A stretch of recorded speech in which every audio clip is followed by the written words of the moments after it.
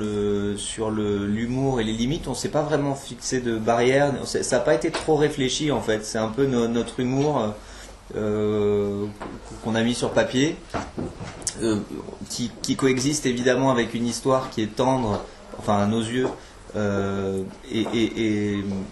et à laquelle, enfin, et qui est sincère en tout cas de notre part, qu'on avait vraiment envie de raconter et qui nous touche aussi, et des personnages qui peuvent être réels, auxquels n'importe qui peut s'identifier. Ça, c'était important pour nous.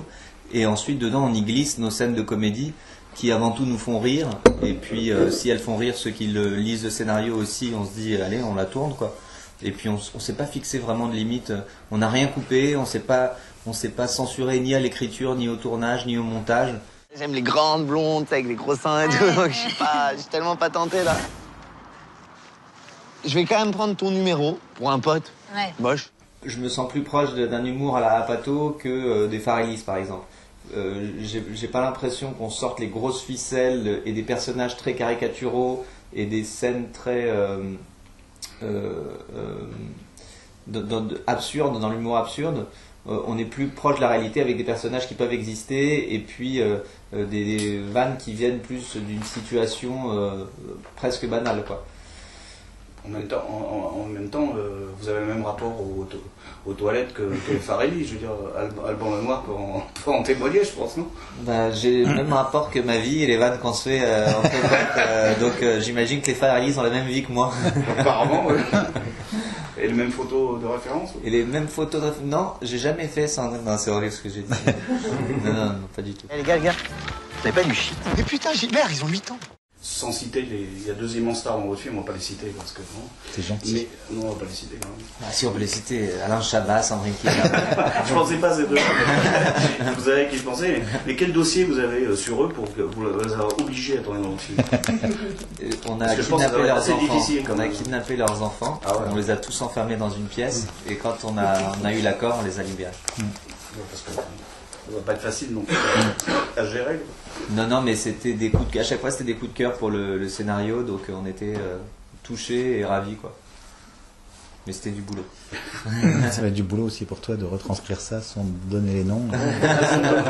J'ai promis à une dame, elle m'a menacé de mort si jamais c'était les noms. Tout à fait. Faut faire pareil. Enfin, disons de blesser grièvement, quoi. Je dirais pas que c'est. Puis on connaît des gens qui connaissent des gens. Voilà. Et Charles Aznavour, je promets. Merci, c'est gentil. Mais Alain m'a dit, je pense qu'elle est très drôle, et puis il s'est pas trompé. C'était 100 fois plus drôle que le texte quand elle le jouait, quoi. Et elle rajoutait des petits trucs. D'ailleurs, j'ai commencé à me trouver des petits plans cul. Ok, maman. Et les autres acteurs, Arié, Alban, c'était déjà en boîte. Je savais que je les voulais à ces postes-là. La personne qui joue Abdelkader, lui c'est sur casting.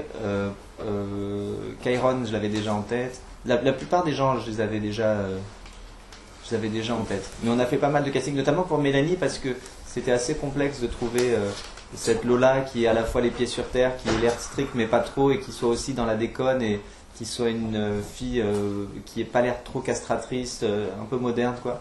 Et puis on a vu beaucoup de gens, et quand on est tombé sur Mélanie et qu'on a fait les essais avec Max, même chose, c'était d'une évidence limpide, et ça fonctionnait pour nous, quoi.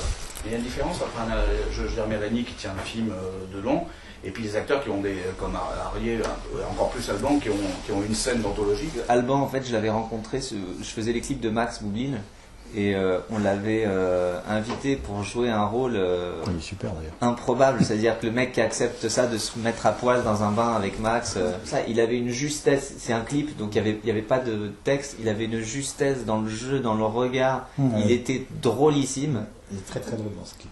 Et Odieux. il est atroce. Il est très insistant. Ah, il est insupportable.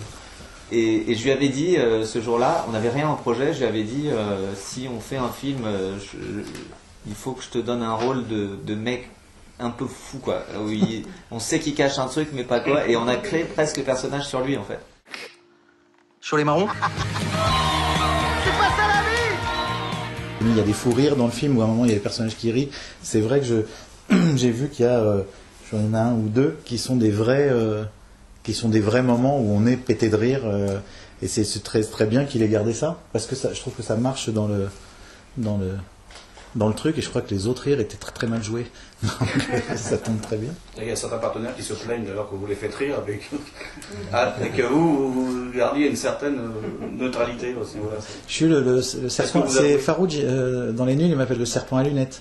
Là j'ai des lentilles, mais je suis le serpent à lunettes, je suis le mec qui fait ça, et puis après je fais non. Je suis le sale petit con. Putain, canapé de merde. On dirait qu'il est en pleine dépression. Putain, sa couleur, c'est même pas une couleur, c'est un message. Un message qui dit viens voir des chiffres et des lettres, viens voir d'Eric. Mais justement, est-ce que être dans le milieu artistique, ça permet justement de pas être dans la même situation que. Est-ce que c'est la. Non, mais ça aide, panacée bien sûr, mais après, je sais pas si c'est la panacée, c'est sûr que ça aide, et j'imagine ça aide de passer du temps à faire un boulot que t'aimes. Bon, moi c'est sûr que c'est un truc qui me passionne, et puis on fait comme si on passe notre temps ça serait toi qui serais machin, et en fait toi tu serais, parce qu'à ce moment-là c'est des trucs de cours de récré quoi, quand on joue, après tout ça est très sérieux parce qu'il y a des horaires et il y a des machins et la lumière et attention tes marques, donc il y a des espèces de trucs qui font qu'on est un peu adulte et tu dis ça a l'air un peu sérieux, mais le fond c'est quand même on dirait que ça serait toi qui serais une femme, et que toi ça serait toi que, parce qu'en fait un chien. voilà, on dirait que tu serais un chien, exactement. Mais qu'en fait, t'es un homme, mais tu fonctionnes comme un chien. Mais est-ce que c'est. Moteur. Si tu veux avoir une vie digne de ce nom, te marie pas. Ma fille, ma femme, c'est tout des casse-couilles. J'en ai marre de cette maison, de l'autre qui me les casse là. Les baguettes, elle mange tout avec des baguettes. C'est plus pratique pour manger. Non, c'est 2 putains de bouts de bois. On n'est pas en Chine.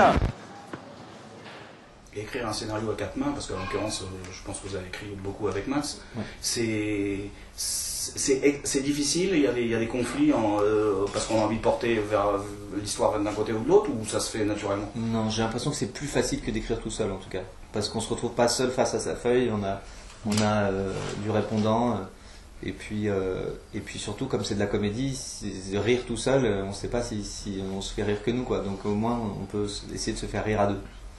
C'est un premier miroir avant exactement. le miroir des acteurs et ensuite des techniciens. Et puis Max va très très loin dans la vanne et dans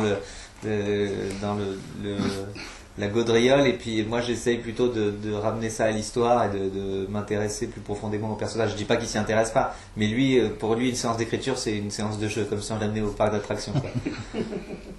Quand on a parlé du scénario et qu'il me racontait un peu comment il voyait les scènes, il cherchait, enfin, il était question qu'il le fasse. Moi, je devais pas réaliser ce film à la base.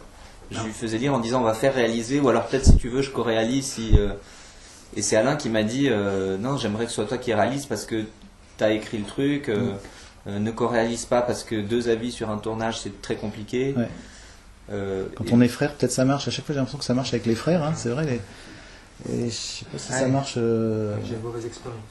Vous avez une mauvaise expérience? Ouais, il faut pas qu'on réalise. C'est ça, non, c'est ça. Il y a un moment, on a envie de se retourner, en tout cas en acteur, on a envie de retourner vers une seule personne et qui est un général qui prenne des décisions, qui se trompe ou qui ait raison.